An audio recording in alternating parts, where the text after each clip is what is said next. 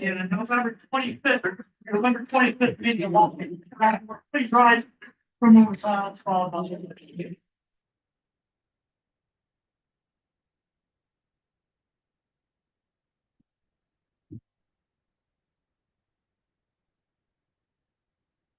I pledge allegiance to the flag of the United States of America, and to the republic which stands one nation under God, indivisible, with liberty and justice for all.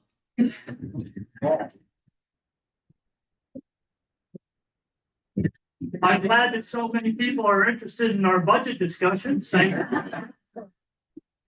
Roll call, please. Councilmember Alexander. Here. Councilmember Brannan. Here. Councilmember Brinker. Here. Councilmember Conklin. Here. Councilmember Missouri. Here. Councilmember Stevenson. Here. Mayor Long. Here. Approval of minutes, November 18th. meeting. I make a motion to accept the minutes. I'll second. A motion and a second. Any further discussion or questions? Call for the vote. Councilmember Alexander. Yes. Councilmember Brannan. Yes. Councilmember Brinker. Yes. Councilmember Conklin. Yes. Councilmember Missouri. Yes. Councilmember Stevenson. Yes. Mayor Long. Yes. Public comments and requests. Comments from residents and city taxpayers. If there's something on the agenda, appreciate it. You can wait for that time.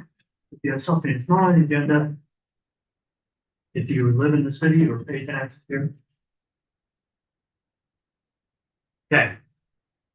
4B, use the Triangle Park.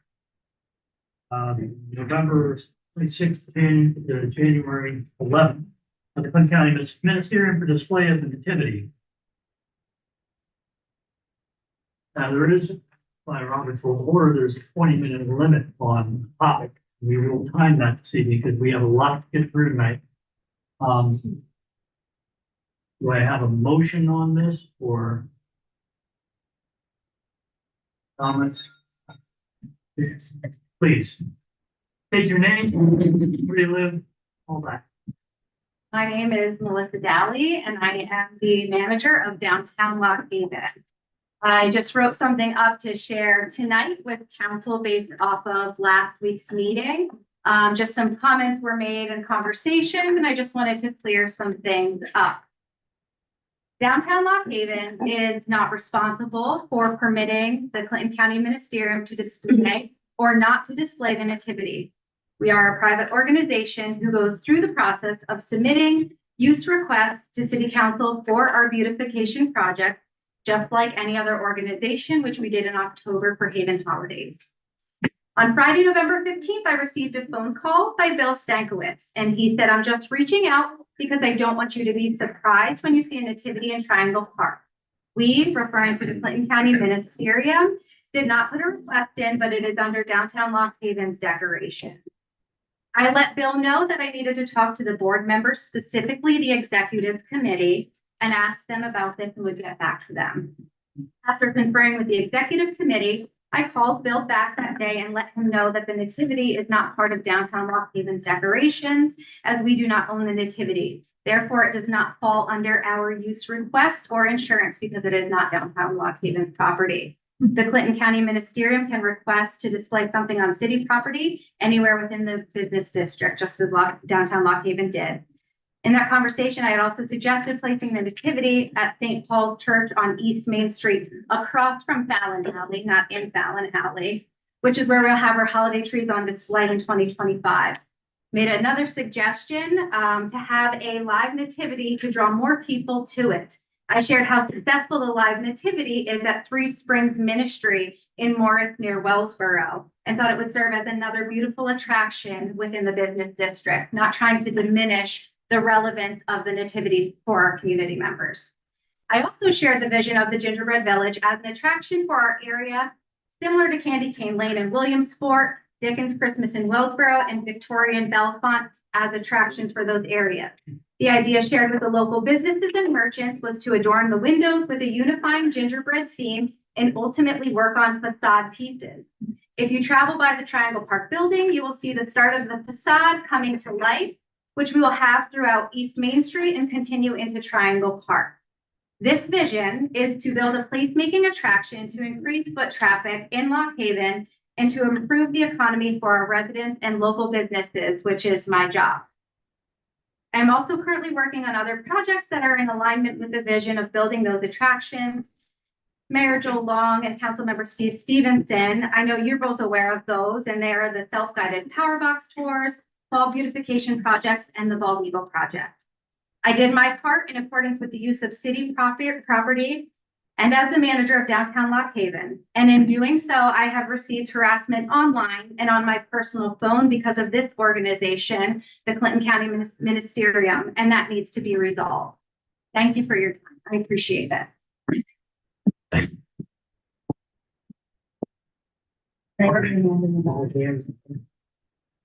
you please state your name and your address, please? Pastor Joyce Buckner, I'm secretary of the CCM. I know of no one harassed me. There is nothing that I know of. I have 3 of the executive administrators here, pastors here, and we've never contacted, or there's been no harassments whatsoever. Also, once again, like we stated last time we met, this was something that was purchased by the community. The community put the money in. The city came to us, asked us to purchase this particular nativity set, which I said was at least coming close to $10,000. So what you're looking at is a community thing. Churches don't have money. It's the people that attend the churches that have the finances. So you're looking at people that finance this particular thing. And we were asked, had we known this wasn't going to be something that was a continual thing, then we wouldn't have put that much money into it. But since we were given the assumption, and I know what that word means, that this was something that was going to be longevity year after year after year at the Triangle Park. Other thing I would like to make mention of is that I personally received a call from the trustee of the church across next to downtown, and they said, we hear that you, BCM, wanted to put the nativity set there. You do not have permission. I said, it was not us. There's a lot of he said, she said going around, and I wish that they had come to us directly, talked to us maybe back in October and saying this is what's going on. What I understand is this, there was a decision made and people knew about the nativity set, but at the last minute they told us. Now they're actually, because of the size of the nativity set, there is really no place else to look. They have it. I've talked to Ben, Mr. Green, I've talked to him, and I said, Ben, there's really no place. It is a large piece. Like I said, it's almost $10,000. So you're looking at a large piece that represents the community, and was like blessing the community, and that's what that was our purpose. Yes, sir. He's the president of the CCM, if you would like to. Reverend Gary Shumway. I'm president of the Clinton County Ministerium. I just want to give a little bit of background from last year. When we were approached about doing this project, we didn't have any money in our coffers. You know, so none of our money, it wasn't like we had $10,000 sitting. When it was brought to us, we considered what the purpose of it was going to be. And so when we went, we're talking to different people, it was determined that we did not want it associated with any one church. It sounded like the community wanted it. When we put the word out, it was going to cost as much as it was. Every dollar was donated either by churches or individuals in this community. It was all paid by them. When we considered whether we were going to do it, we were wondering where it was going to be. We didn't want it to be in some back alley somewhere, you know, where nobody would see it. And when the idea of putting it in Triangle Park came up, we liked that idea because the whole idea of the nativity, it brings up the idea of peace and joy, and most of all, hope during the Christmas season. And we thought that it would be a good idea if this nativity was in Triangle Park. People come past that, they're hoping, we were hoping that they would see this community as a source of hope. And that's why we wanted to have it in Triangle Park at the beginning, and we were under the impression it was going to be there each year. The question, heard a couple times that you were approached, who approached you about doing? Because at first I heard the city, but the city didn't, Kira Rosamelia. the former downtown manager, their comments.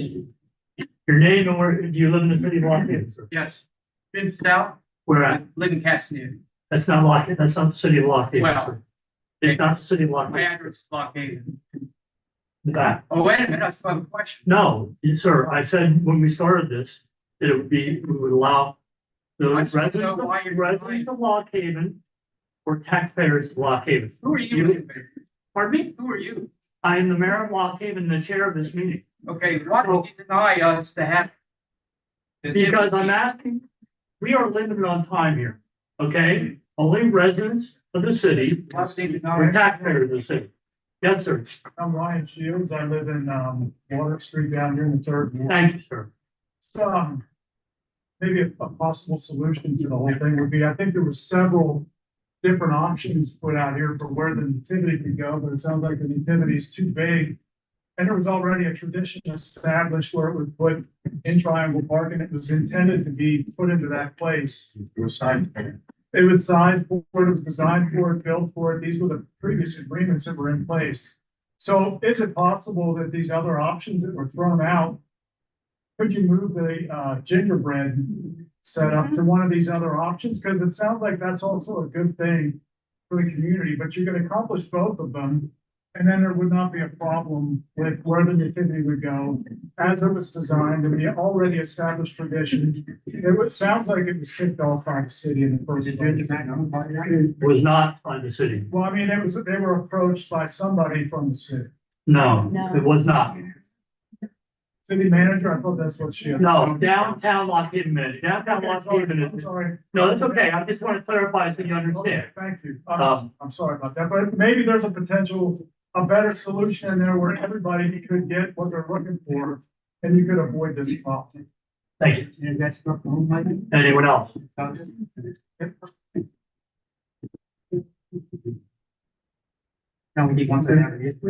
Other comments? I'd like to say something, sir. Your name and where you live, sir. Live in the city of Lock Haven on Main Street Okay, and, your name? Daniel Workman. Thank you. I just feel like gingerbread does not represent Christ's birth.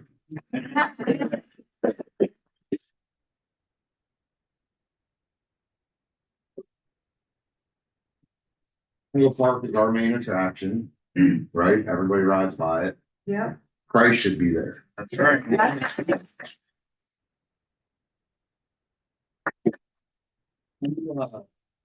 I mean, if you're not gonna celebrate Christ, then just don't even celebrate Christmas. Yeah. It just feels that within this town, and every year there's been a nativity scene. No, sir, there has Well, not. from my understanding. No, I mean, sir, just to No, I'm clarify. not- and not at Triangle Park. Every year at Christmas, it represents the nativity scene. Yeah. I don't disagree. So, all right, so if you don't disagree, then I feel like that being the main point of our city right there, I'm born and raised living in the whole world. As I thought. Yeah, so I just think that a gingerbread house does not represent Christ's birth. Christ's birth is so much more than a cookie. Yeah.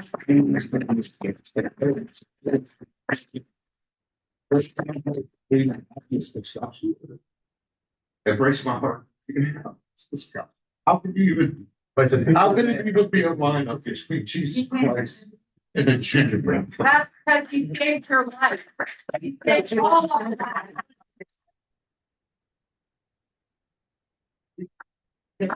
Well, I'm never been to one of these meetings, I'm sorry. It's just, I love you. I appreciate your input. Thank you. Thank you. Look, it's Haven Holidays for a reason. I am a Christian and I live in Lock Haven.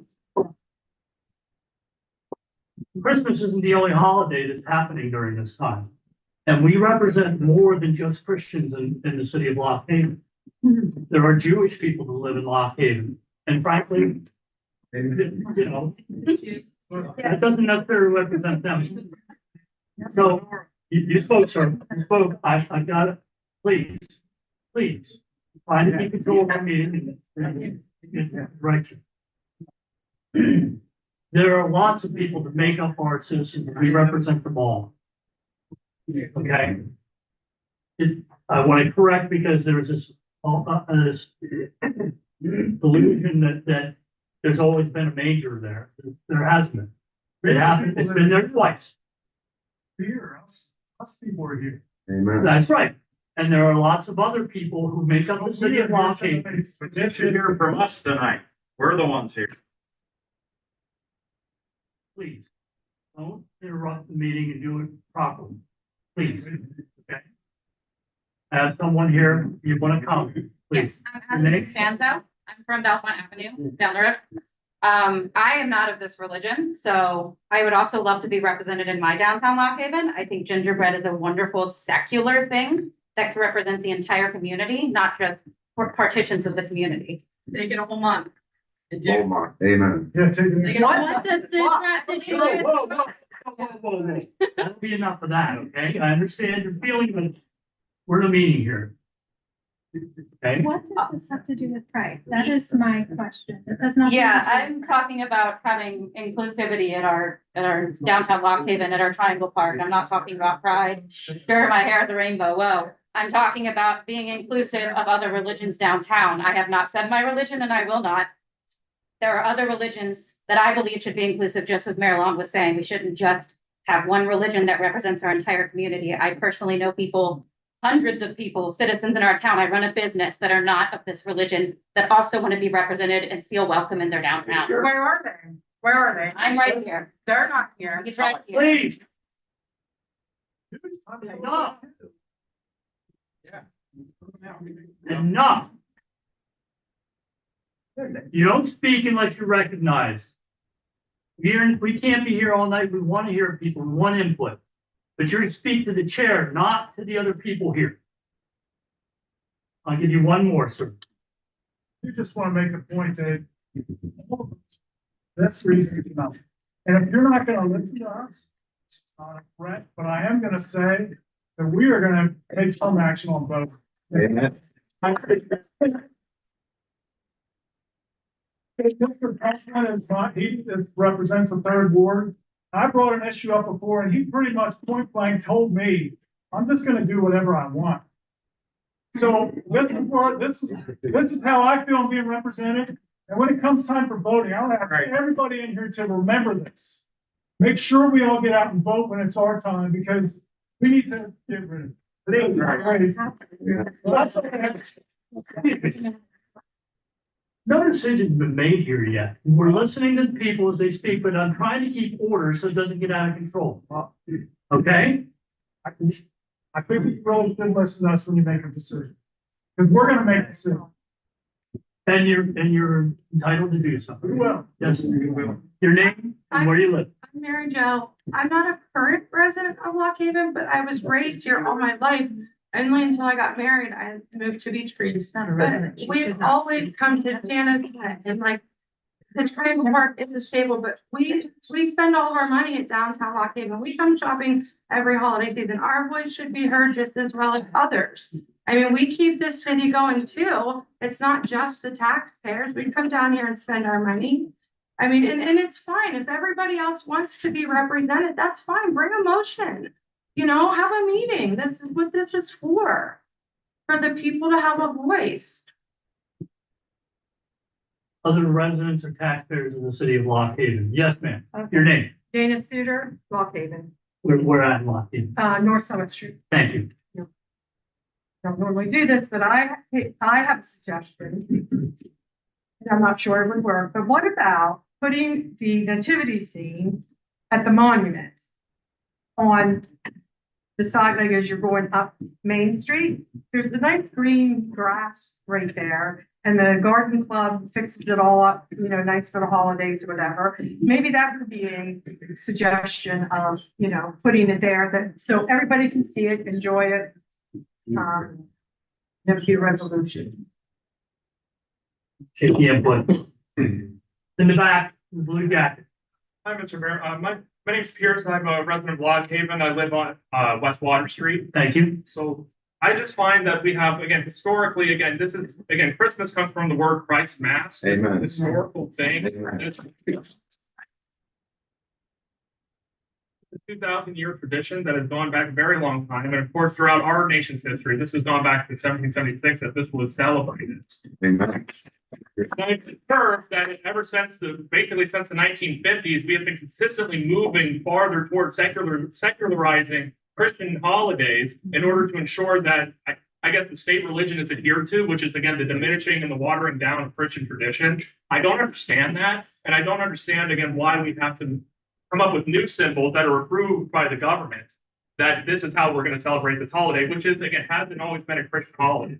I'm very confused. So again, I just want to make clear that this holiday is what it is, and just changing the symbolism around it doesn't change what it is. Alexander D. Costanzo, Bell Finance. Actually, Christmas is derived from a pagan holiday. The Eastern Europeans were like, We debate on that. Please don't interrupt. So I let you speak uninterrupted. Let him. with this, I would like to bring other religions to the table and bring other iconography in Triangle Park as well. If this is how this is going to go about. So just wanted to bring that to everyone's attention. Debate on that, please. No, we're not here to debate that part. You guys, you guys, shout that way if you want. Okay. Anyone different? Just a quick statement, Emily Wright, Bellefonte Avenue in Lock Haven. The ministerium, as well as Kiera Rosamelia, when this was initiated in 2022, both have gone on the record saying that they would be happy to include the Jewish faith. They wanted to set up a menorah, etc. That would be welcome. That's all. Anyone else? Any members of council? I guess I'll shoot my mouth off. I can see the passion in this room, and I've listened to the input of people who wanted to speak. Clearly think this is a mistake, and a misunderstanding of communication. New manager not knowing the past, shaking hands agreements, and the ministerium and the nativity people thinking they were automatically included. And I don't like to see it escalate like this, especially this time of year. And we all should work together. We suggested last week that we would ask downtown to share Triangle Park this year, knowing, and the gingerbread is not replacing any religion or religious symbol. It's a thing that Lock Haven, downtown Lock Haven does to encourage shopping in the town and all the holidays. You saw how nice Halloween was. That's their job. We help fund them so that they promote Lock Haven and get the shoppers to come down and to do all those things. One of the longer range visions is the gingerbread thing, and it includes Triangle Park and multiple places around downtown Lock Haven. So it wouldn't be just in one place, but the idea is to get people further away from than Beach Creek, like Center County, Lycoming County, Wellsboro, to come down and visit our themed gingerbread thing. I don't think it was an attack on your religion.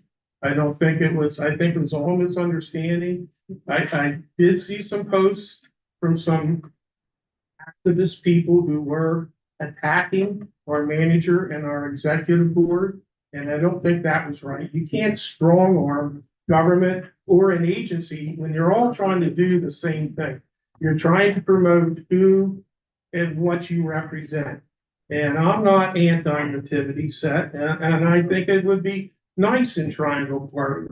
And I warned last meeting that the long-range plan and idea was to maybe find a place. It'll give you a whole year to find a great place for it next year, because Triangle Park is going to be utilized or other things. And there was never a guarantee that you were ever gonna be there. Would you rather have a year to prepare for next year or not get it at all this year? I'd rather see you share it this year and give you a chance to plan and find the perfect place for it other than, who knows, Triangle Park, maybe it would be next year. You have to wait for them to see. But that's my comments, and I just hope the rhetoric and all the attacks and distractions are reduced, because we have a great community. Lock Haven and all of Clinton County seems to get along. Look at the group that you've put together for a common cause. There are other groups of people that do the same thing. We just have to respect each other. That's my belief. And I wasn't speaking for all of council, but I will make a motion that we allow them to be said in Triangle Park for this year. I have a motion on the floor. Do I have a second?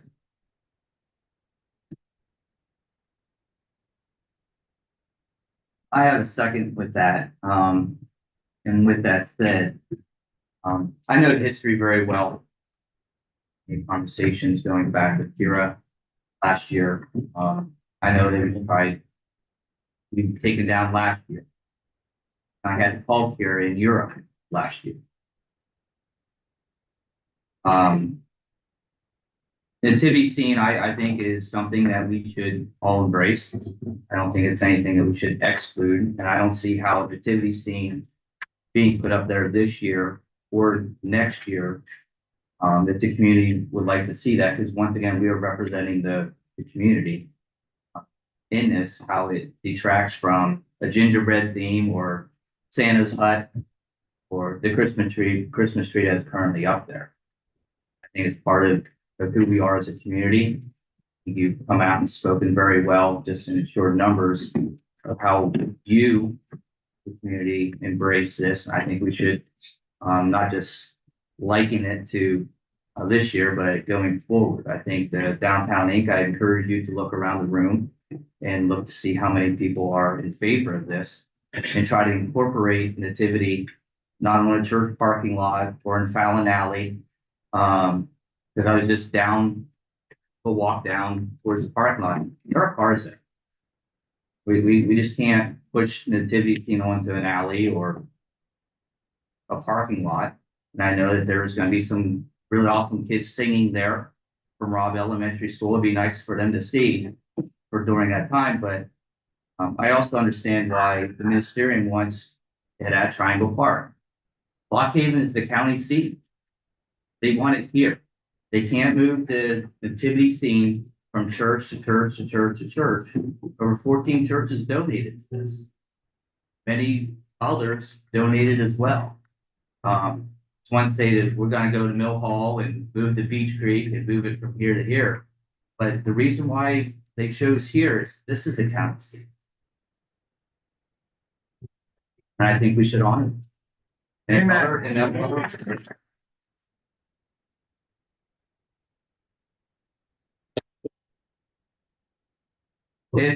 If the ministerium come in January 2025 and ask before Downtown Inc. for permission, they beat Downtown Inc.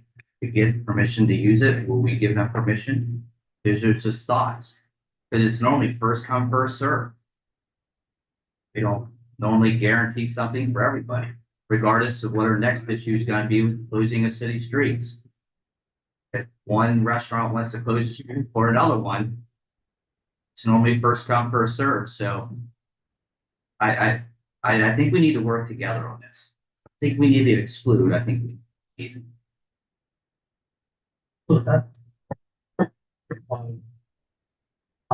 I love it. It was beautifully done. It's why wouldn't you want to share it with other communities that are part of Clinton County? I mean, really nice park over Riverview. I'm not saying that it's permanently over there. I'm saying that why don't you move it around so that more people get to share it. No. That's what's disappointing, because no, everyone here wants to come in and tell us this is the way it has to be. There's no talking. There's no trying to or other ideas. That's count. So I'll ask the question back, why don't we want?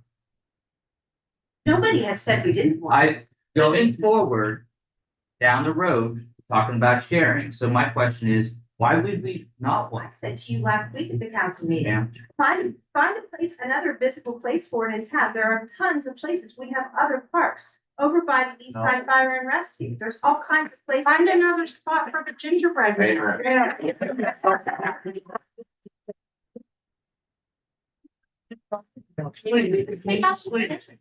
Business district in downtown Los Angeles, that doesn't have anything to do with that's, we've got two issues. Together to help line, and it's rhetoric that is absolutely.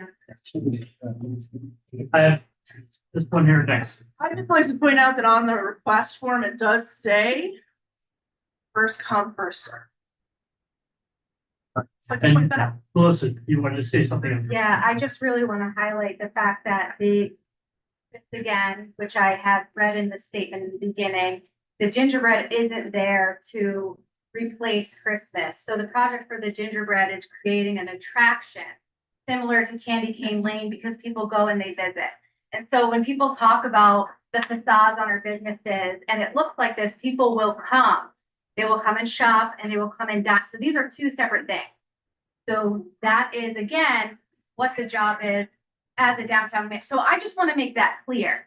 I want to make that clear. And I also want to make it clear that when I shared about the live nativity, because it would be something that people would go to and they are beautifully done. Another similar to sort of an attraction, I believe it's Big Woods Bible Church. They do a light show with music. I could be saying the wrong church. It's one that's in downtown. I'm not saying to do a light show.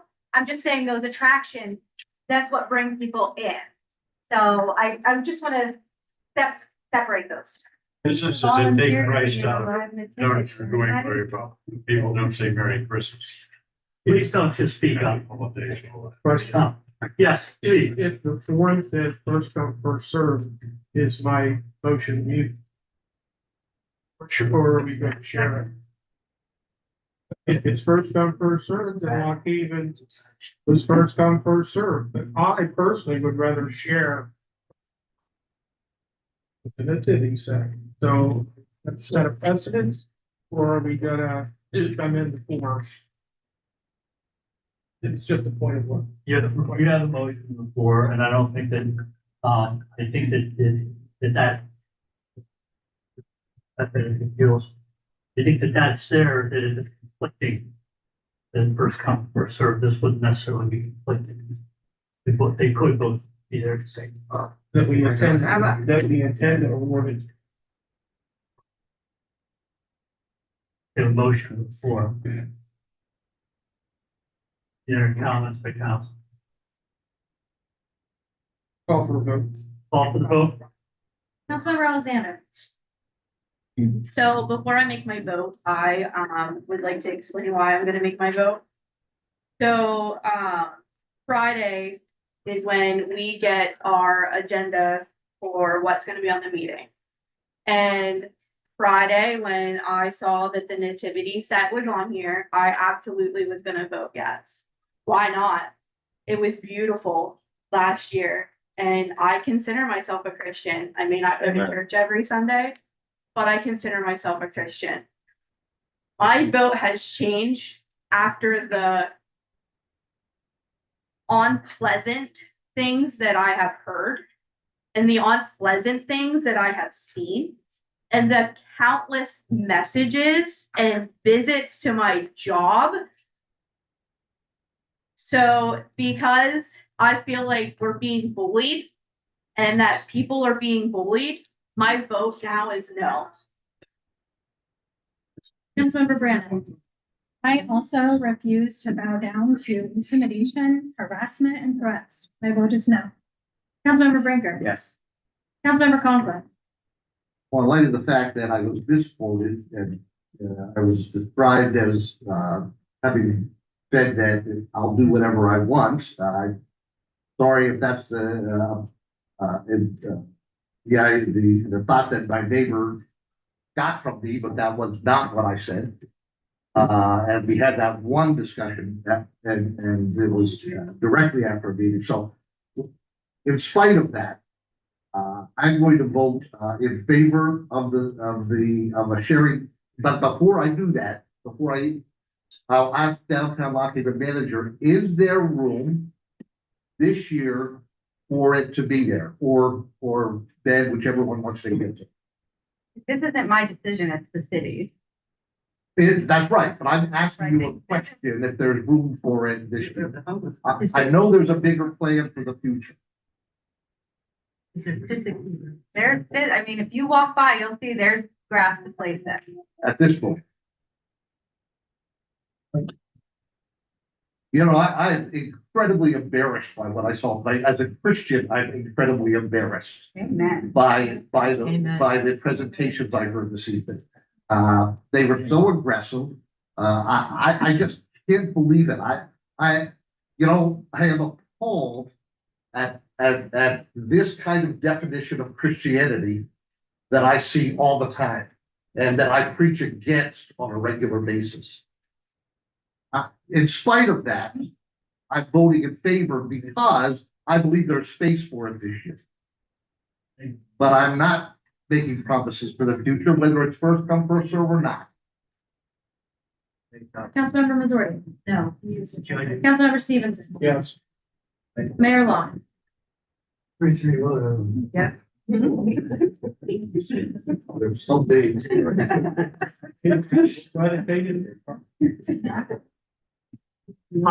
Before I place my vote, I want to say that,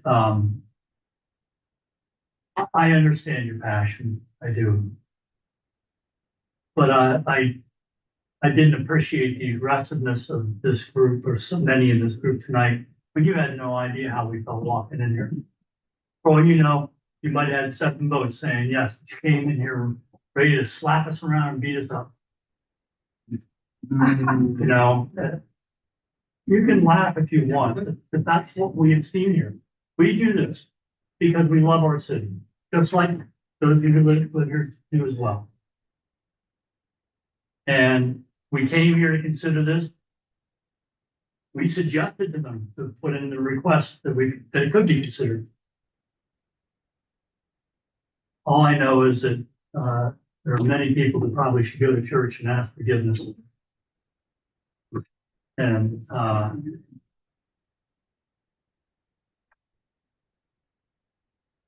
in the spirit of cooperation, I'll vote yes today. Thank you, sir. But I really hope that you think about it. That Christmas is supposed to be a time of peace, honor, and goodwill to men. That's not what I've seen here tonight. But we're moving on. The decision done. Yes. May I make a statement? Sure, my name is Bill Stankwith, and I live on Belfort Avenue. And when I had met with Sarah, who had requested that we put this together, my initial thought, I'm gonna go right back to that, was that I knew the store was closing up at Woolrich, and I could get a couple mannequins, and I could get some of my white drapes and a belt, and we could get a crib and a Betsy Wetsy, and I could build something, and that would be good enough. And I shared that with a member of the ministerium, and she said, well, let me bring it to the ministerium. Okay, and so the ministerium said, if we're going to do this, we're going to do this right. And they said, we want this kind of a display to represent the birth of our Lord and Savior Jesus Christ. Amen. So they, and I went and talked to many churches, 14 different churches, and they agreed to come up with this money. And I talked to Kira at length about the longevity. This is not a 1-year deal, okay? No, I understand, and I'm sorry to cut you off. Okay. We understand where you're coming from. We do know the history now. But we've got a bunch of things to go through tonight, and decisions been made. Appreciate those of you who gave respectful input, and Would love if you want to stick around for the other important decisions that we have this evening, but if you want to leave, you can do that now. Yeah, absolutely. Stay, talk about budget.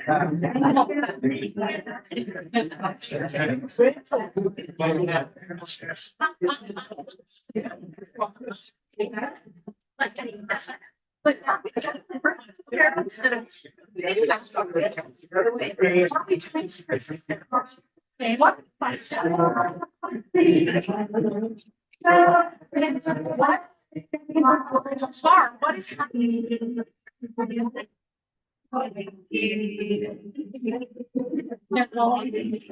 They're absolutely not. Yeah, absolutely not. They are.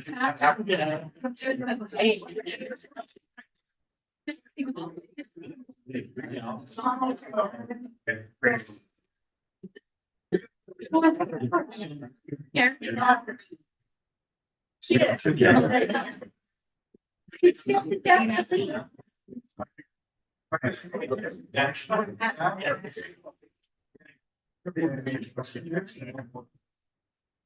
That's what it is.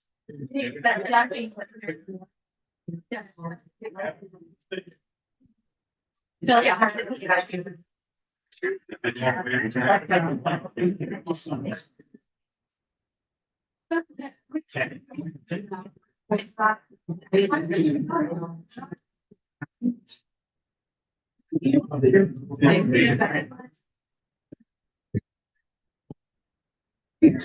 I'm just very If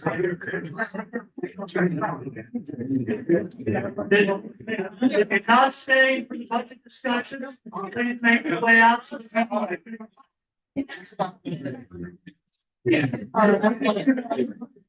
What we do with your.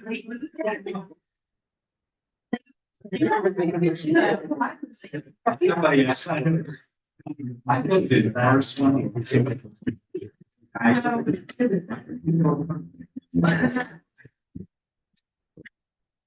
I do have. There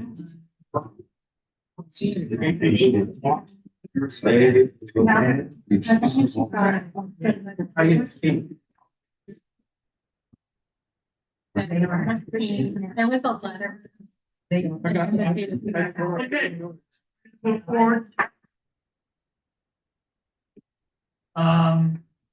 And 4C, use Triangle Park on December 15th by Covenant United Methodist Church for an outdoor Christmas service.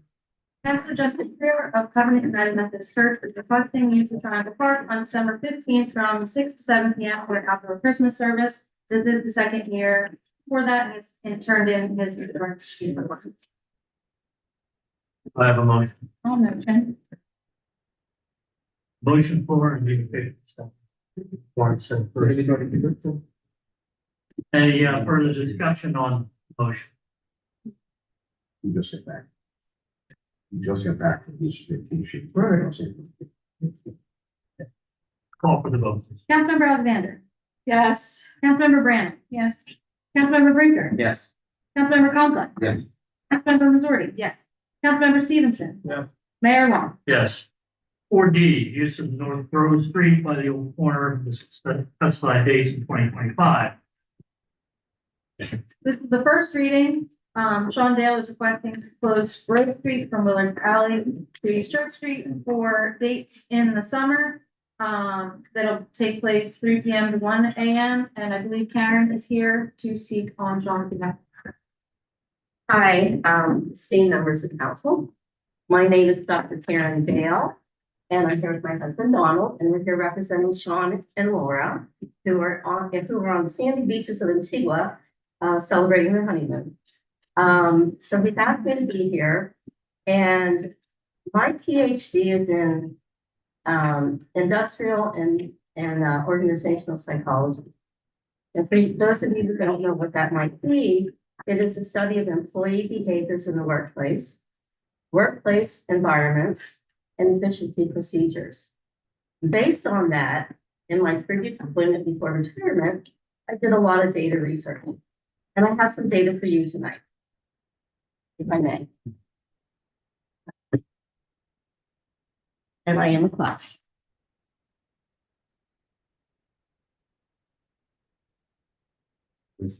Yeah.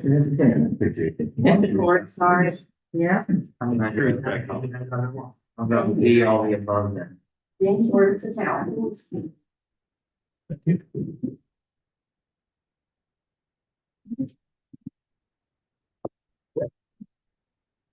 So what you're looking here is the analytics for Sean's website. In my retirement, I have taken over managing Sean's website for the Old Corner. And I also do all of his advertising.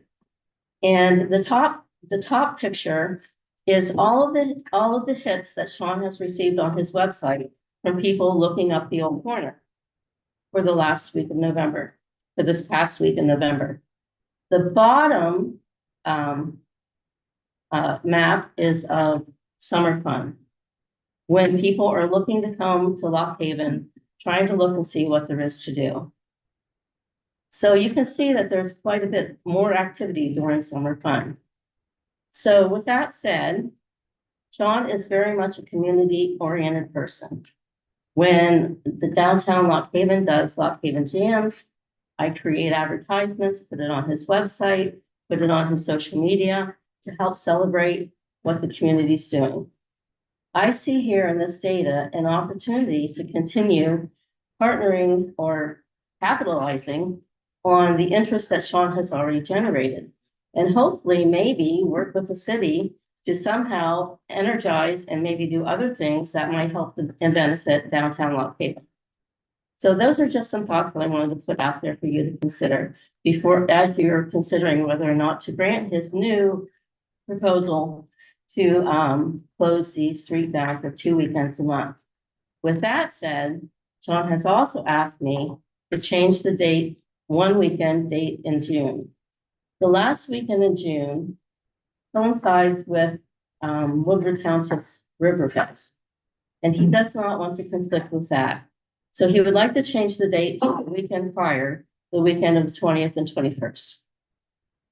So I thank you for your time. If you have any questions, I'll be happy to answer. Oh, Doc. Do you have data from 23, 22, and 21, like to see the scale of? I do not. Sean never took over the Old Corner until 2022. Okay. We never switched to this particular website design until 23. Okay. So I do not have that ability at this time. But I think it's encouraging to see the broad spectrum of, people looking at this area.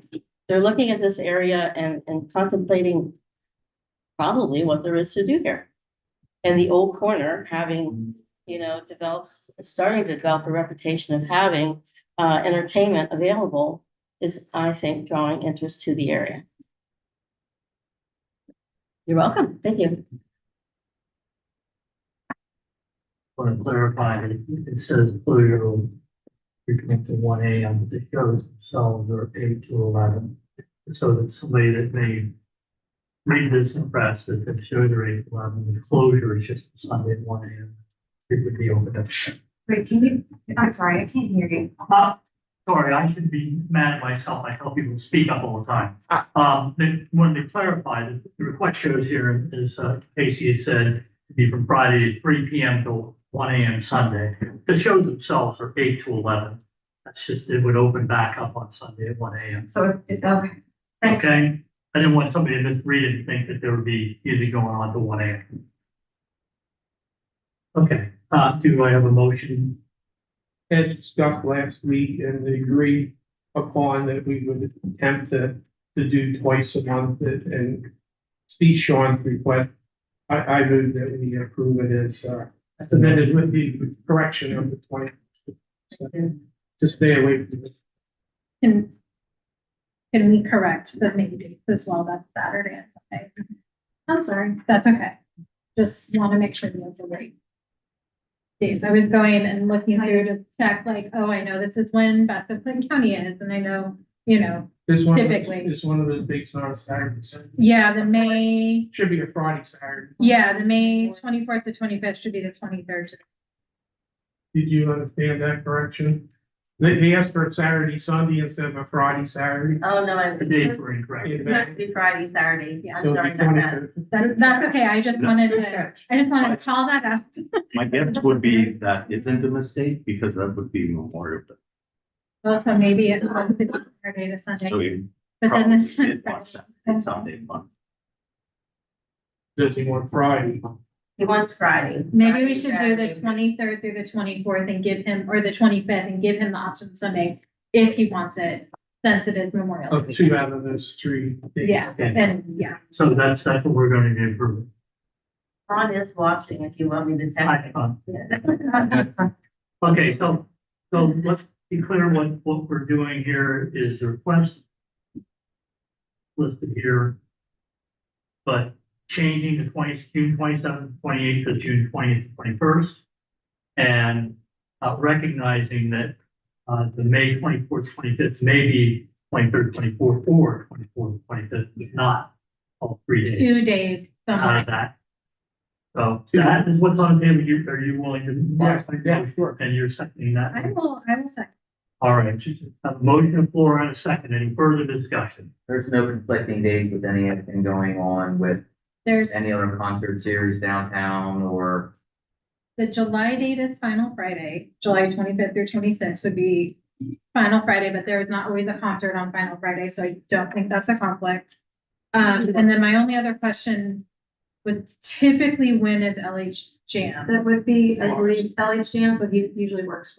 Yeah, he's always Okay, not great. done something I want to see. musically. I just wanted to make sure I think the that jams like are there in was between his 2 August. in between his 2 August Yeah, dates. it's second week of August this year. Okay. Okay, And the other folks that are considering putting in requests to have street closures need to know that the new form is online.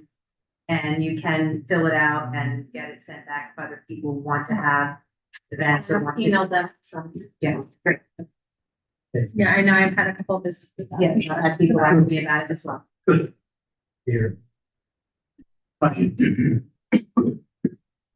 Open vote. Councilmember Alexander. Councilmember Brandon, yes. Councilmember Springer. yes. Councilmember Conklin. Yes. Councilmember Missouri. Yeah.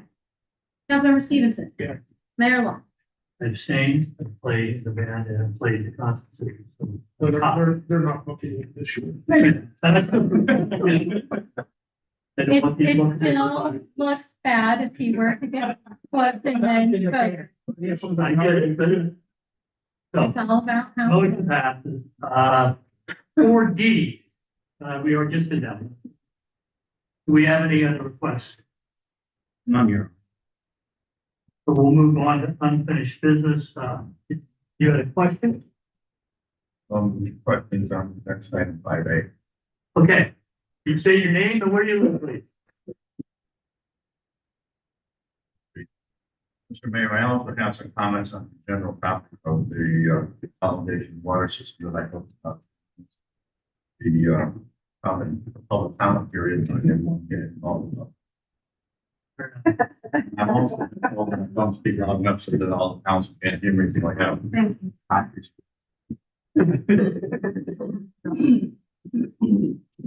My name is Rich Marson Kevich. I have comments.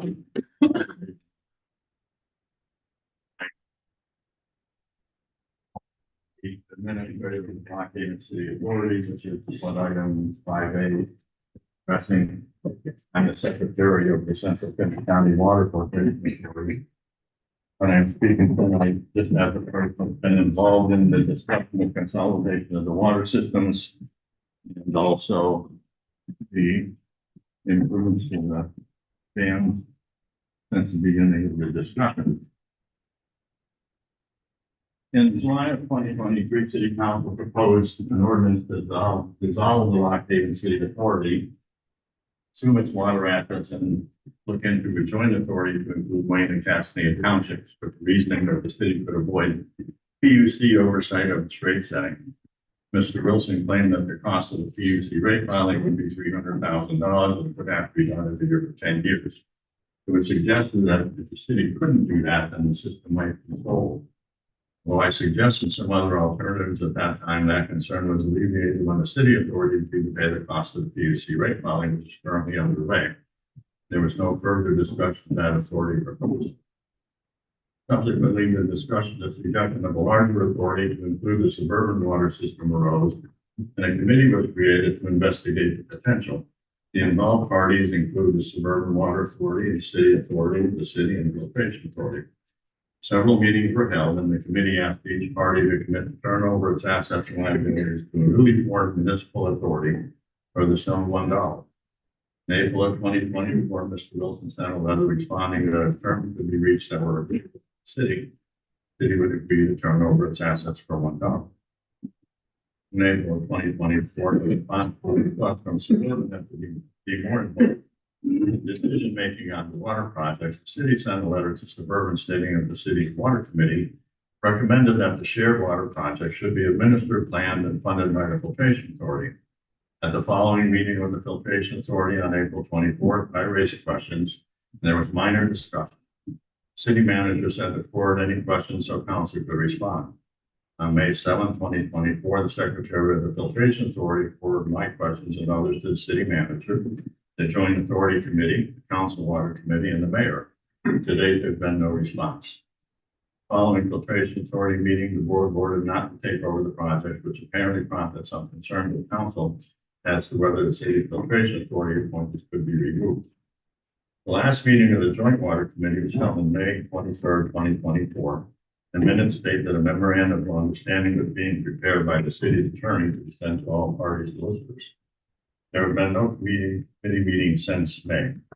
Mr. Wilson advised the filtration authority in August the council have tentatively agreed on a path forward be included in the memorandum of understanding. And the steps could be written up by the attorney and forwarded to the solicitors for the various parties.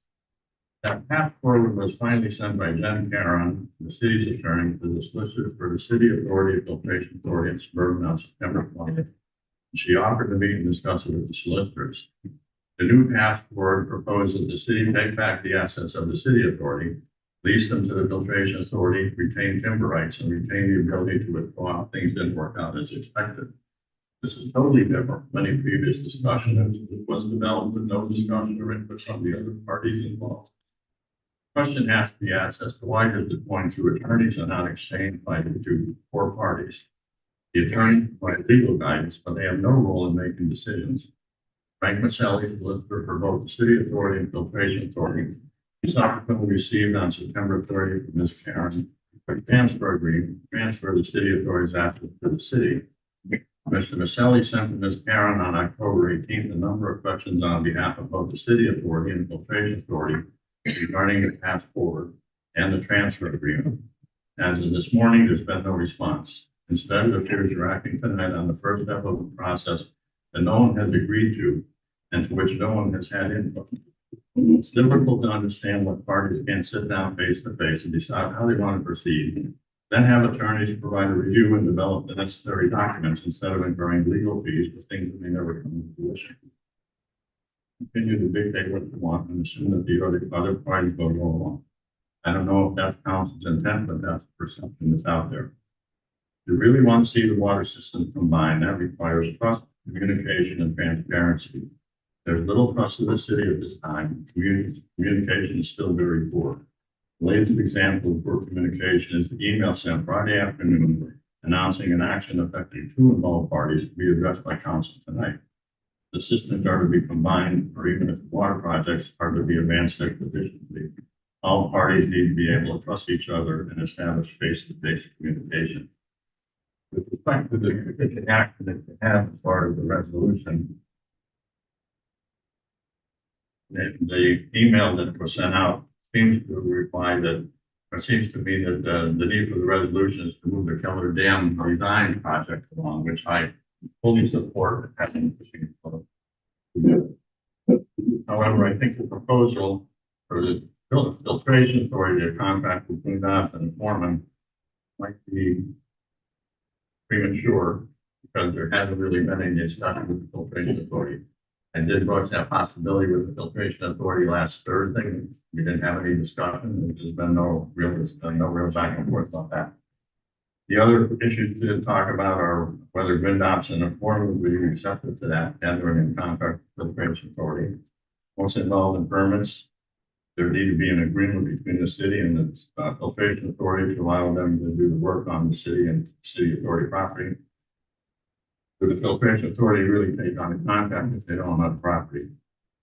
And I think, the other question would be, why can't the city authority simply give the money to the filtration authority instead of having to give it to the city and the city has? The other possibility is why not leave things as they are and have the city authority just have the contract directly with Twin Dawson work. But this filtration authority give $400,000 and they committed to the city authority. That would eliminate the need to have a contract between the city and the filtration authority.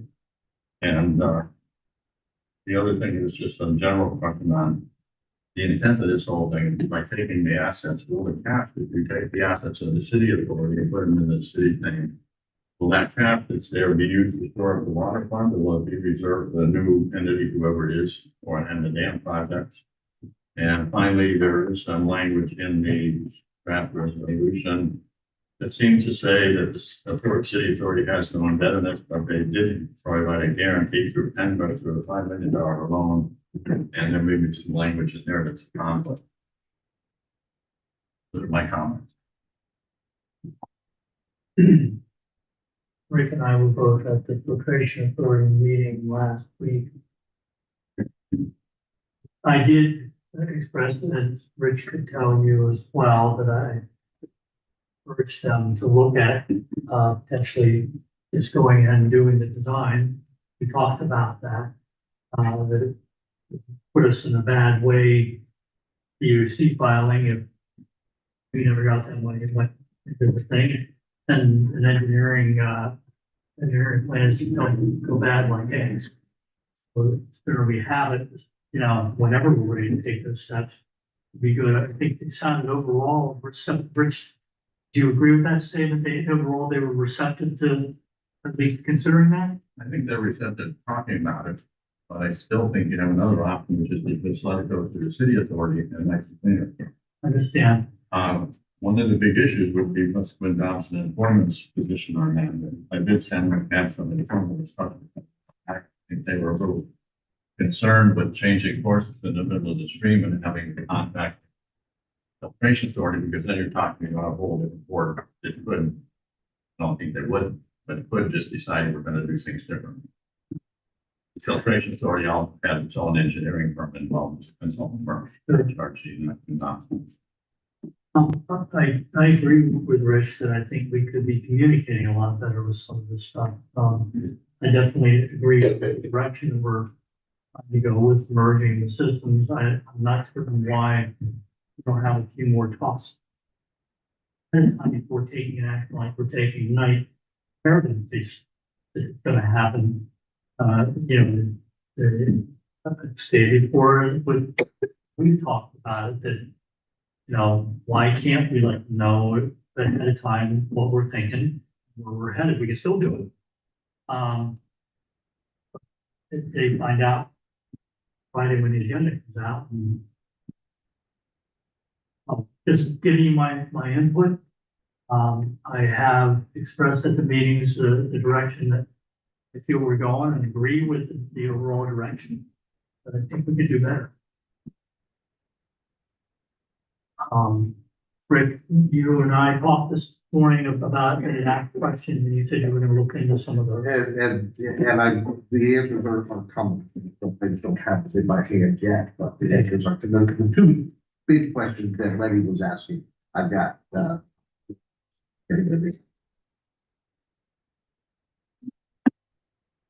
look, there was really no reason for this joint water committee to get back together since May, because all we were getting was some obstructionist attitudes from the city authority, which is why I've been saying all along, well, you know something, authorities don't serve the purpose they used to serve.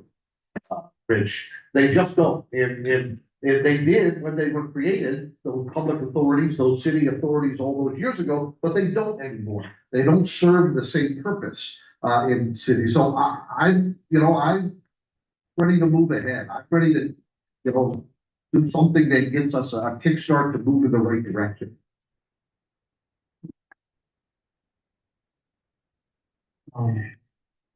Do I have a motion? We can continue the discussion. I will move, resolution 2024-32. I'll second. Second. Any further questions or comments? So do you, were you thinking that there should be some more meetings between everyone? I or- think that we could do a better job of talking about it with, both Rick and I attend the filtration authority meetings and I'm never quite sure what I, Well, one I of the should, but I things that think we happened- could. One of the things that happened was that Jack Peters became unwell, so that's sort of set things back. I'm certainly open to more meetings. I mean, as long as we're gonna be being productive and moving forward. And again, I can see what you say about obstructions, but I find it's frustrating as it can be. Instructions give you what hurdles that you might need to overcome. And in the end, if you overcome them, it's a better project. So, I know it's difficult because we want to get going, but we all want what's best. Them, us, everyone involved. Just think that we could be doing, we're talking or sharing our thoughts. Where we want to see this go and being upfront. So. My input. Well, I thought personally, for the betterment of the residents and the people that are customers of the water company, I'd like to see us be moving towards the joint authority and making those decisions and getting the Keller Design project moving. If you have something. No, just potentially meeting with them before we make a resolution to let them know our intent, why we're doing it, might make sense. Well, Well, it's, you did know, I knew, Right. I could, but I wasn't sure what I should share. At the meeting, if that's something that we could talk about during those, just tell me what, or Rick, what to share, then be more sharing about it so that they're aware. yeah, because we did have a very productive meeting here. Was good and it's good to that, and I think the more we have of them, builds the trust, builds the continuity of that. Maybe that might be better for it before we. This, Well, we have a motion on the floor. Any further discussion? Yes, sir. Have any of you ever heard me say that I didn't favor combining the two water systems? Absolutely. In fact, I've heard the opposite. I I do am believe that it's the right direction. Parts I can recall. Taking a position that ultimately these two systems should be combined. Not convinced it should happen right now when you're in the midst of $35 million of improvements on the projects that are required for the dams. And the city's facing another $45 million of improvements that were defined in the modeling study. The other question I have is the email that was sent forwarding this stuff to council referred to the city authority. And it said, regardless of how the city authority has used these funds, they're controlled. I'm wondering what that reference is, since I'm the administrator for the city authority, is there some implementation that the city authority has been misspending funds? No. That was never anyone's intention. Well, as I stated, the filtration authority, I think the whole thing with the design is a nice step towards, better cooperation, nothing else. If we can work that out. If you, Rich, want to get together with the city authority, I'm going to be out of town for the next week. And then, of course, we're in budget talks and the holidays and everything else. If you want to get a time together for the city authority and the members of the council to meet, and it's gonna have to be after next week, though. You're opposed to that, okay. All right. I'm willing to meet. Yes, if you're going to meet, I think you need to have all parties meet, to talk about how to best go forward. And that includes. I don't think we need to have all council. I think you need to have the suburban authority. They're at least 40% participation than anything like us. I do think we're way overdue for a meeting, so I think we need to get one set up. I don't think we do need to have suburban involved or the filtration authority because they are not a party to what we are trying to accomplish here and now today. Rick, I would respectfully disagree. I think that when we're talking about all these entities joining together, they're definitely a part of what we're trying to accomplish. So that doesn't make sense to me, and I respect where you're coming from. I'm just saying that I respect disagree. Well, it seems like this is taking forever. And it's just one roadblock after the next. It's protectionist. It's just it's not moving forward. And what's the difference if we pay someone or we pay them directly and give it to the new foreign authority where the city authority pays them? It's still, this is a step forward to going to the ultimate goal of consolidating the water system. We do have to protect what assets we have that aren't part of that whole agreement. We have to make sure in the future, 20, 30, 50 years from now, that the city still is protected, even though that is a newly formed authority, that they are all coordinated and doing the best for all of Clinton County here. 80% of the county's water is coming from us. So and a long time ago, when we started all that, it was hard for people to swallow them too. And it's hard now, but it's something that I think needs to be done and rip the Band-Aid off. And because I don't think it's gonna move forward. I think you'll talk sometime, and you'll talk again and again and again, and nothing will, there'll be no concrete. Pretty soon we'll be into the next year's PUC thing and the next one, and then it's a bank drain that have to keep applying and asking for a rate increase, so we know it has to be increased to break even. So that's, we look to the representatives that were at the meetings and negotiated and talked to give us recommendations, because we weren't there.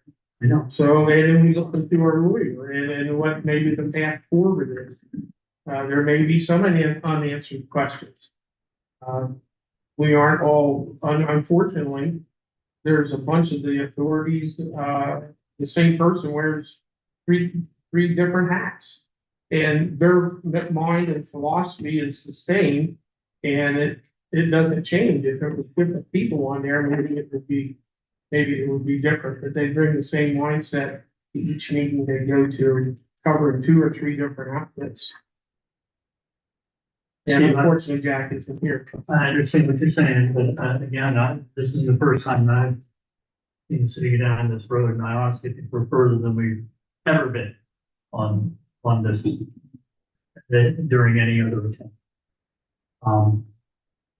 We're not there, and we're not really that close, but we're further than we've ever made before. That's encouraging. Anyways, there is a motion before. Does anyone else have anything to say about the motion? Call for the vote. Councilmember Alexander. I feel like there's too many unanswered questions right now. I understand that there needs to be a path forward, but I feel like there needs to be more communication clearly. So right now, currently my vote is no. Councilmember Brandon. Yes. Councilmember Brinkman. No. Councilmember Collins. Yes. Councilmember Missouri. Yes. Councilmember Stevenson. Yes. Mayor Long. No. Thank you for the discussion. That's something we did.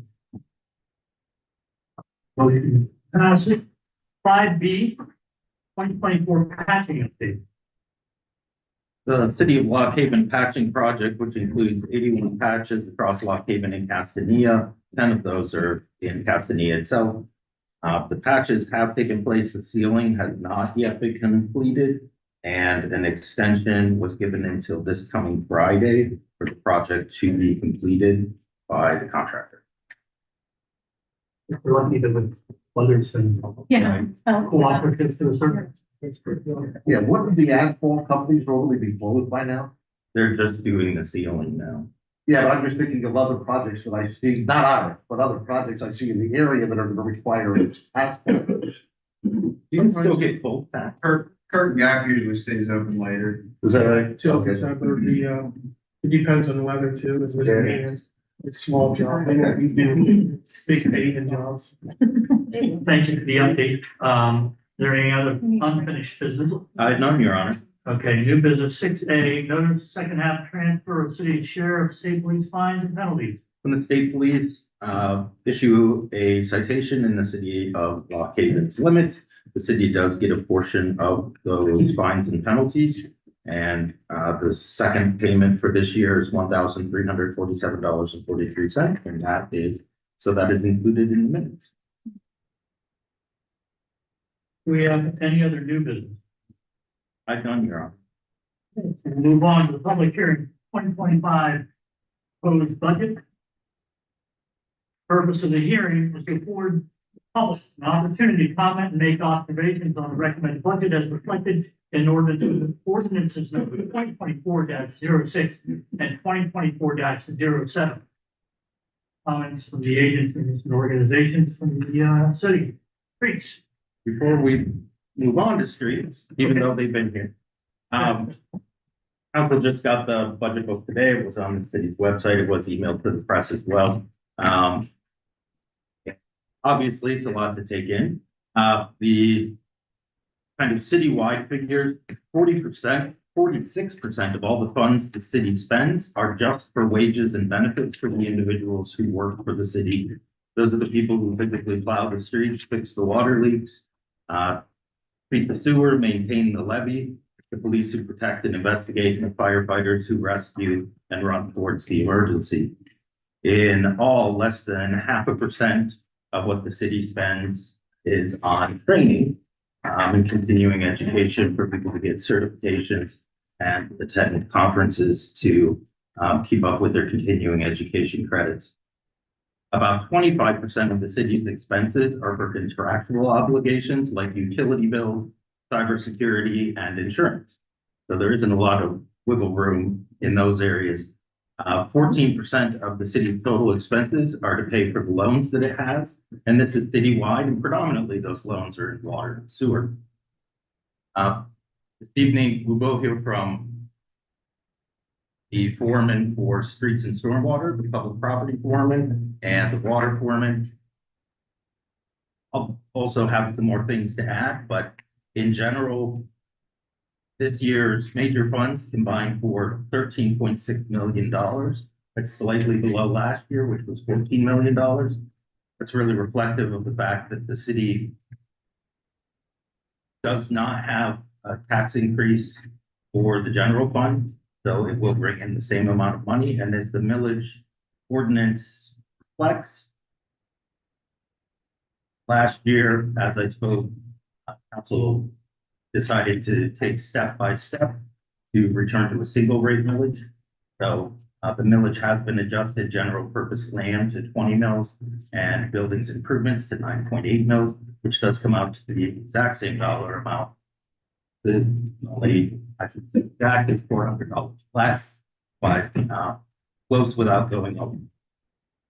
If you want to jump to page 43, Kyle Dale, who's the streets and stormwater foreman, is here and can go over some of the accomplishments that the city taxpayers' contribution to the services that his department oversees were able to accomplish, and some of the things that are on their agenda for next year with the funds that you have.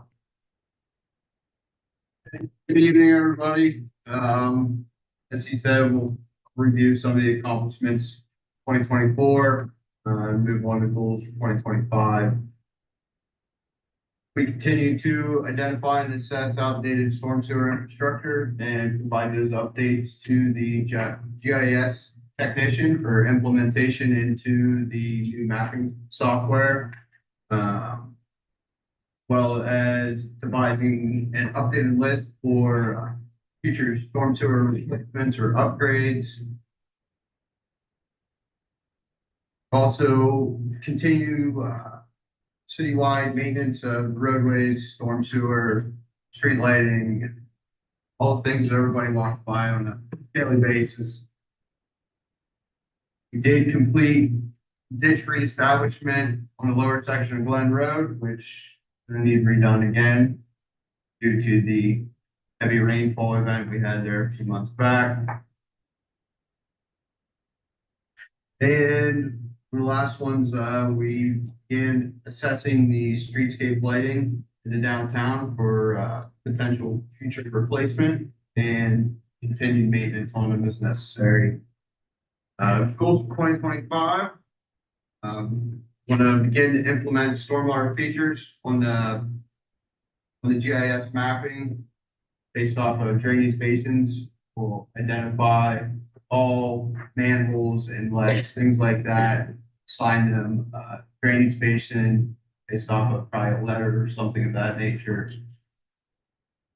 And number everything, so it'd be easier for employees to find these things in the field, things of that nature. Plan on continuing citywide maintenance of the roads, storm sewer, all that stuff, rehabbing existing structures or replacing as necessary. We also plan on beginning to develop and implement a safe intercommunity bike route. The plan was to use Jordan's Alley, as far as I'm aware. We're going to finish reestablishing the upper section of the ditch on the Glen Road, as well as probably redoing the lower section again. And planning on replacing all the cross piping too. And last but not least, we plan on project to place the traffic signal at the intersections of Second Ave, Belmont Ave, Barton Street, the grant funding from Green Light Go. Green Lake Go is a partial grant. The city does have a local share, and that's found in 116 in the budget book as well. Kyle also oversees winter maintenance, which is on page 46, and street cleaning. This is a perpetual Steve Stevenson question to make clarification. The wages and benefits of all general fund public works employees are found within the general fund budget. They are allocated out into different departments depending on what they spend most of their time doing just throughout the year, because every single time sheet that comes in, that gets adjusted for what they're actually during the prior 2 weeks. So street cleaning may look like it comes in under budget per se, but that just means that's one person's whole salary and benefits package that's in there. They may not have spent all 365 days during the course of the year doing that. Their funds then would show up as an overage in another area like regular streets, or in this case, winter maintenance, because you'll notice there's very little except overtime in winter maintenance. That of course will fill up every time we get a snowstorm. But that just comes in another area coming below. How do you know what I was gonna ask? Because you ask it every year. Just for clarification. Yes, so that everybody understands, they're all in there. It's all in. They just get shifted around. So it's like when I worked for a nonprofit and I had to go through and be like, for 5 hours, today I worked on this grant. That's Yeah, it. that And is for precisely 3 what hours, they do today I worked on this grant. every day. Yeah, I hated that. So The city- thanks for doing that. We appreciate it. The city planner also does that. The joy. There's the hand. Under 001, 438, 31, 110, professional services. In the street maintenance, is that the crews that we send out that just fixed all those patches under contract? And there's nothing there for it, so we expect to do all of our own patches next year. So the patches, just like this year, will come out of liquid fuels. Out of liquid fuels, not out of streets. Correct. Street maintenance. Is that why that's been empty for a while, like since 2023? Yes, generally, we try to sparingly use the liquid fuels money because it is, pretty costly to do the Sunset Line project. But like next year, there'll be about $18,000 left over. So that leaves a little bit that can be apportioned out. We just get permission from our municipal. Services rep. That's it. And then we're able to use that money for that.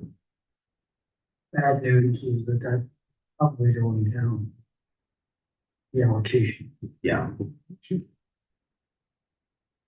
It has been for several years, but it used to be dead on when they sent you an estimate, like that's exactly what you got. They send you an estimate, and it's even less than the estimate.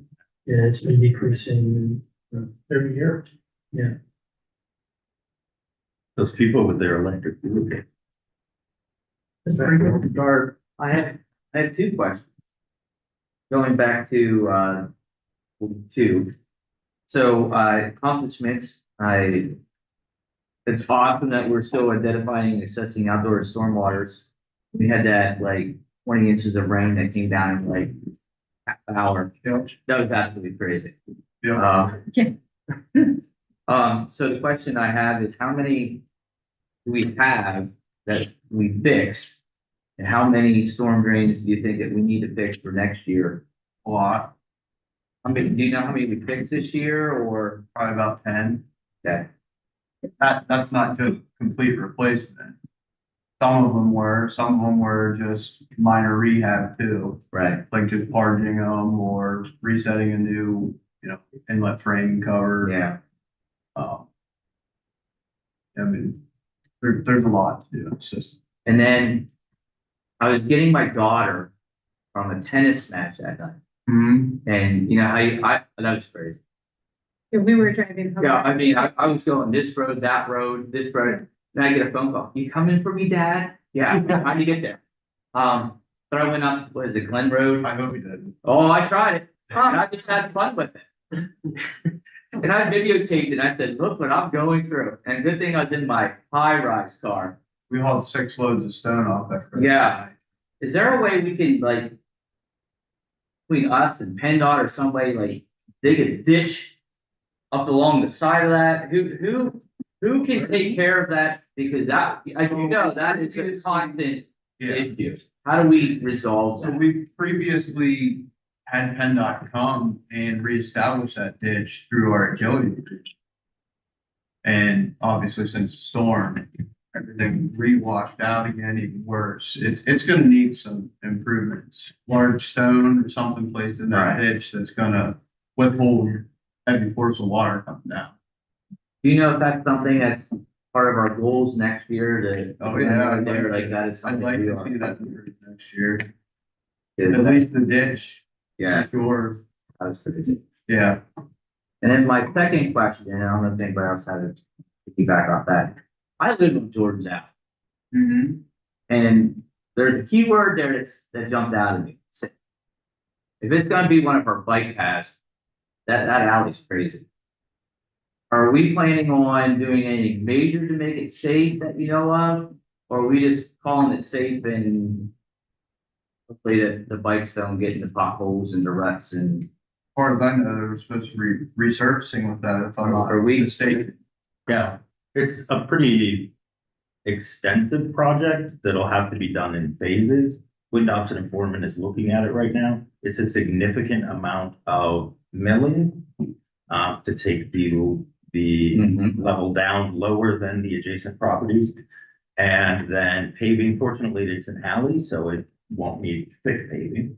But it'll also be marked through part of our, I'm gonna say walkable edibles, what's it actually called? It's the active arts corridor. Right. So through that becomes the official bike route. So we will use bicycle crossing markings at each of the alleys where they meet an intersection, which instead of the white stripes that you see there, the green stripes. So it'll be signed for bicycle traffic, which is also the same signs that you see for vehicles. They're just smaller. So you'll still see stop signs, yield signs. I shouldn't say still, you'll start to see stop signs, yield signs, because the alleys don't traditionally have those. Right. So it will be signed better, it'll have share the road markings, and we'll also have a lot of the green markings that especially bicycles are familiar with as their safety features. But where you cross the alley and Grove, for example, will have bicycle crossing signs up. go in both directions to alert motor vehicles as well. But bicycles do have to obey the same traffic, so they should stop, not just fly through, but hopefully the better signage overall will help with that. But it is a pretty significant project because of its length. To go from 2 blocks before your house all the way down to a block shy of Clark's Farm Road, so. Yeah, it'll be pretty significant amount of work to be done. And so when Dobson and Foreman did come tour the entire thing with the project manager and is currently writing it up into multiple phases. Yeah, it looks like we'll start about in the middle and then work our way out. Do we know, like, potential start date for that? We do not, because that would be funding clients. But once we have those funds, it's a lot easier to start to figure out where to bank those aside. That is a project I just saw, they're doing a Colder Way State College. Huge project there, holding up things like crazy, you get them walking down to the other side to get to where you want to go. Chances are like their skate park, ours will be better. You do have the best city planners. Thanks, John. Anything else? Do you have anything else for us on that? No. Thank you, Kyle. Next up is public property. Your guest is the foreman for public property and oversees not only flood control, which is the levee, but the park facility as well. And also does quite a bit of street signage in the community. And maybe tell us how the levee inspection went. Levee inspection actually went pretty well this year. But 2024 accomplishments, I kind of tried to fix some of the bigger things that we did, but all of the seeding grass, that we mow it all, and it takes a long time. So that's mainly what we do. But we did, we created in 2019 a 6-year plan to remove the vegetation off the levee. And we finished that this past year at First College. So everything is now compliant with the Army Corps of Engineers on the whole 6.5 miles of levee. We are still continuing to relocate and replace street signs as needed, especially up in the Hill District. I know we started this project about 3 years ago. But again, signs cost a lot of money. So just for example, a post and the anchor with the bowl for each sign costs about $75. And then you hang a sign on that. So for a stop sign, that's $50. So you're looking at $125 for every stop sign in the city. So again, when you're putting 8-10 signs per side of the street, so 20 per block, it adds up quick. So we're doing it, in phases, hopefully, by the end of next year, the Hill District, which is on the south side, South Jones and above, should be done. We're getting there, probably 2/3 to 3/4 of the way done. We assisted with the rehab project at Taggart, in conjunction with Kyle's guys. They poured the bleacher pad that was a part of the contract with the contractor. So we did some work with that, got screenings and topsoil around. We did some other work there. We also, Wayne Township Landfill was very gracious to gift us their D6 bulldozer. And we regraded both the girls softball field and the outfield for the boys. Got a pretty good deal on the 40 little topsoil truck and got hydro seeded. And even though the weather has not been cooperating, well, now we're getting rain, but back in the fall we did, it actually is not looking too bad. So hopefully that continues. Yeah. We assisted obviously with park rehab at Overman, getting everything lined up in conjunction with everybody else that wants to be done, getting everything back to where it needed, regraded, planted seed. And we'll continue as that project moves forward in 2025 to be a part of that. And then we also, installed new walking signage, as we call it, the little sign, I don't know if you saw them, there's some in Triangle Park, and on the levee around town, like they, have a QR code, I guess you could scan it to find places, so we were part of that, this year. So, next year, now that we're done with the levee, we're gonna continue, the citywide tree trimming that we started. You elevate trees for trucks and mainly our trucks, street sweepers, they kind of cause damage if they aren't high enough. We're gonna continue to go back into the parks. There's a lot of hazard trees. I know Memorial Park has about 12 that need to come down. But other trees in certain parks that are slowly dying and reach their age of expectancy. And then again, continue with the Hope Road Park project. And then once we go through and, cut down the trees, we'd like to find some more, better suited trees for parks, possibly some park with maples, flowering trees, stuff that will have color in spring and fall, instead of some of the, the dead and dying ones that we have now. And then, the last one, that's all levee closures. We actually did, this fall, we did the 3 railroad closures.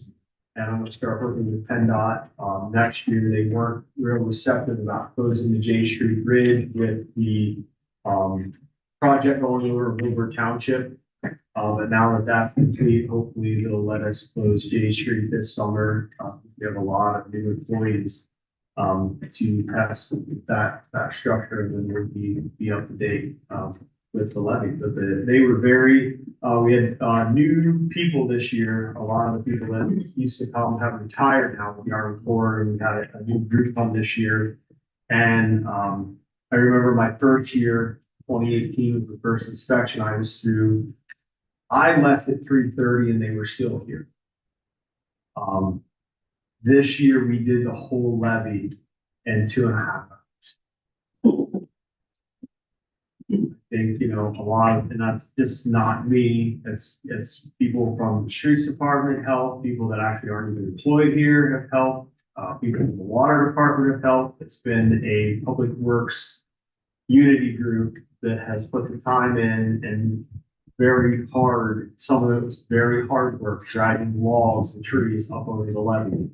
Because there's just no other way to do it, but it's done, and now we just have to maintain it, and we're all very glad for that.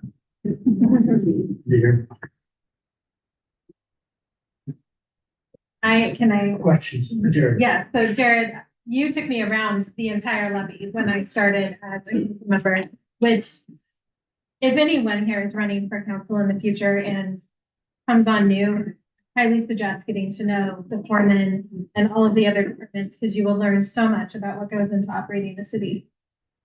I want to point out this finished vegetation removal along the levee at First Quality. Jared drove me down there.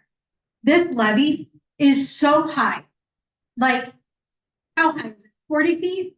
It's meant to hold back 38.5 to 40 feet of water. Usually the river, the river's running right now at 8 feet. Okay. So 32 feet on top of where it's at.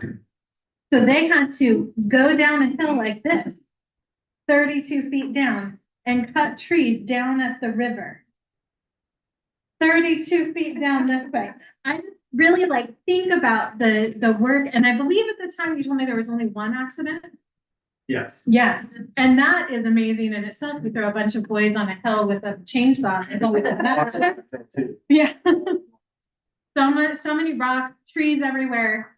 I just was amazed at the work that our levee people have done to just clean it up, maintain it. After doing that drive around with you, every time we drive down 220 or we drive down Great Island Road, I'm looking at the levee and I'm like, it's looking good. They're mowing that real good. So, she does. I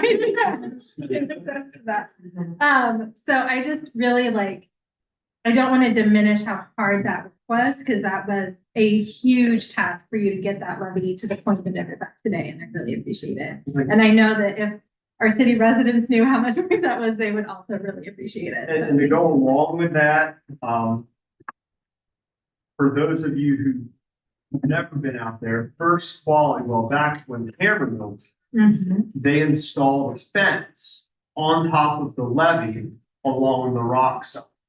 So out of First Quality, it's grass on the inside, there's road on top, and then it's rocks all the way on the outside to go all the way down to the creek. Before we removed the vegetation, had to remove a fence, which was over a mile. Chain link fence, barbed wire in the top 6 feet high.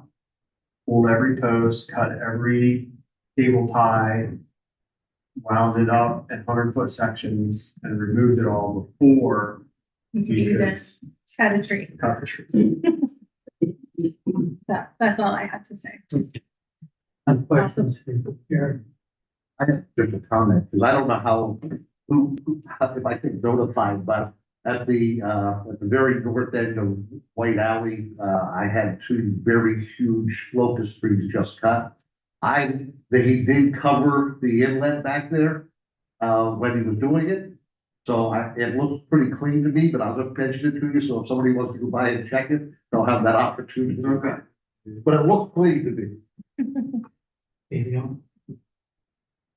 Thank you very much. Thanks, Jerry. Wonderful. Page 50, Water Foreman Hunter Stover is here before he goes over some of the accomplishments that, where is it? No, his accomplishments are. Let's say we've got one water fund in the. Okay, quick off the top of your head, but, Front and what? you're wide. I will say, of all of the funds in the city, this is the most difficult this year. Going to the PUC, we've been going through the mediation process, which is meeting weekly. This is the day I had a meeting, and we've had a meeting, I think, every single week for about 6 weeks. We are at the point where, as an estimate, we perhaps will settle for about 42% less than the city's initial request.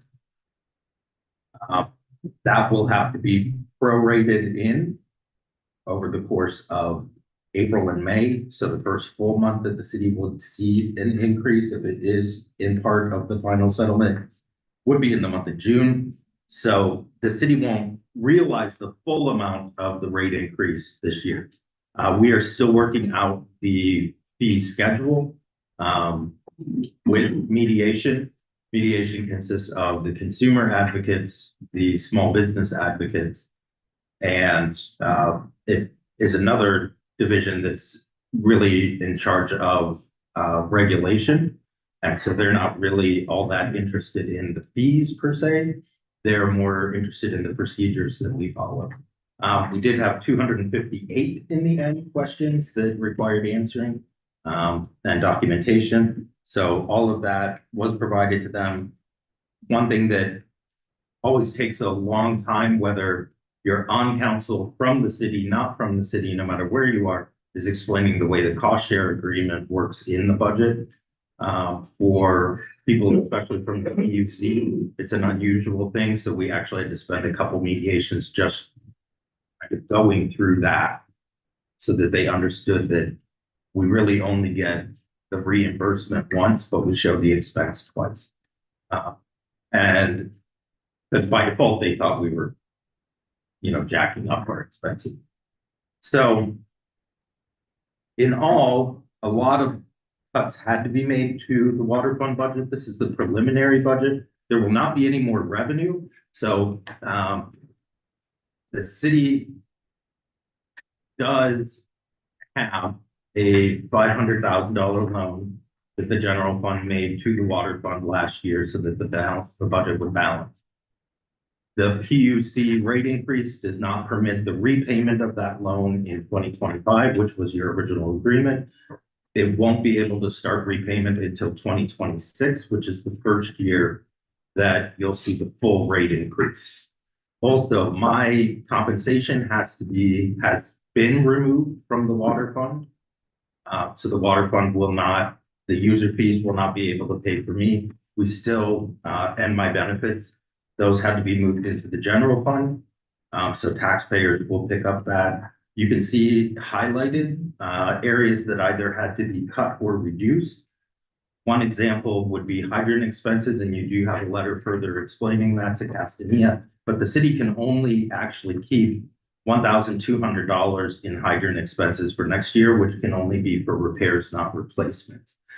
Obviously, hydrant repairs is part of the $45 million major projects that need to be undertaken. About 576,000 of that is just for hydrants, and the infrastructure that supports them. So the city would eventually have to borrow the funds in order to all of the hydrant upgrades that are needed. Customer meter maintenance has to be taken down to about 9,000, and line improvements, you can see that this year will end about $133,000, but $35,000 is what's in the budget. So not all of these are realistic, but even just doing that, cutting as much as I could, we still $182,000 too little in the water fund to meet next year's obligations. And that, again, eliminates the annual transfer for line replacement as a general progress at work, and also delays the repayment of the general fund $500,000, and does not permit the drawdown of one of the 2023 notes that council had originally borrowed to purchase the land the wells are on and to replace the bridges in Zindel Park. But if you draw that, you won't be able to make the debt service payments on it. So obviously it can't be drawn. So it is a very difficult year to get through. There's still some work to be done to try to figure out where more cost savings could take place, or where more expenses could be transferred to have the taxpayer pick that up. That does not diminish the fact that the guys who work in that department, 26% in this department may not look like a lot for wages and benefits when you hear, we're paying 50% of that citywide. But when you see that 49% of this budget is just dedicated to obligations you have, which includes the purchase of water, the wiggle room here is less than $189,000. So they make all this happen for less than $200,000. So they do a lot with the very limited resources that they have. And they're phenomenal guys who work very hard, including this past weekend all weekend. But I'll let Hunter talk a little bit about what all he's been able to accomplish with this crew this year. Our accomplishments this past year were with the PUC, they need another lead and copper, along with DEP. We've completed about 1,900 service line inspections. Accept line inventory and prepared best for future projects, along with the Glen Dobson project, which was already given to them. The updated meter and radio reading for the system just eliminates on man hours of physical walking to get your readings. Instead of going up and touching your house, you can just drive down the street, basically read a book in like 10 to 15 minutes versus a day. System-wide leak detecting, as leaks were roughly cut in half this year. As of right now, we've done 46 leaks instead of 102, which was last year. 2025 goals: continuing finish the last few hundred of the DEP lead and copper, continue accessing lines for replacement, continue updating meter and radio reads, and continue the system-wide leak detection. New leak detection equipment. Like it? Love it. We can now with that do 1 to 2 city blocks at a time versus having a speaker on the road and doing about 2 or 3 feet. So we can listen to half city blocks in seconds versus. Yeah. My question, how much time does that save you? 30 to 40 minutes, just like that. But then what we do is we get that narrowed down to that 3 or 4 feet, and we verify with that ground. we have a employee who's always really enjoyed, I guess you would say, the leak detection, but it's always been, of course, a challenge. and difficult. So we were talking this morning in the foreman's meeting, he couldn't be happier that, it's really sped up that process and you can cover more ground. So that's great. It's a great thing. The city authority, provided the funds so that that could be working. Hunter, you said you did 191 line inspections, is that 1,900. 1,900 line inspections? Is that all leak detection line inspections or? That is just lead galvanized copper. Okay, awesome. Any questions for your Hunter? Yeah, thank you so much. Thank you.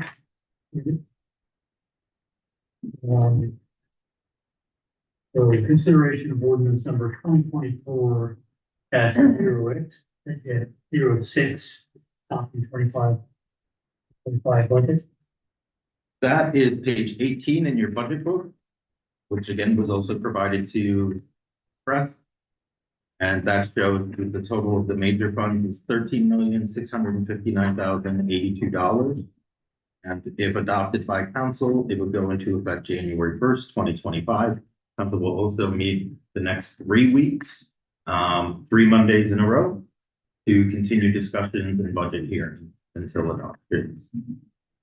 Also the 2024-07 citing real estate village. We want to do those together. We can split them or we can do it all as one motion. I think it's first reading, you could probably do them together. Do I have a motion? I'll make a motion to do both of these ordinances first reading. Motion. Second. And a second. Any further discussion? This currently does not show a tax increase. Right. But because the split millage thing, some people will see more, some will see less. Some won't notice the difference at all. Right. The 3 clean and green people won't notice that much of a difference, but, yeah, like, we had said before, about a third will see, an increase, a third, a decrease in the third within 20, 40, 50 bucks. Motion for a second. Any questions or comments on the motion? Call for the vote, please. Councilmember Alexander. Yes. Councilmember Brandon. Yes. Councilmember Brinker. Yeah. Councilmember Conklin. Yes. Councilmember Missouri. Yes. Councilmember Stevenson. Yes. Mayor Long. Yes. Comments from residents and dependents? Comments from members of the council?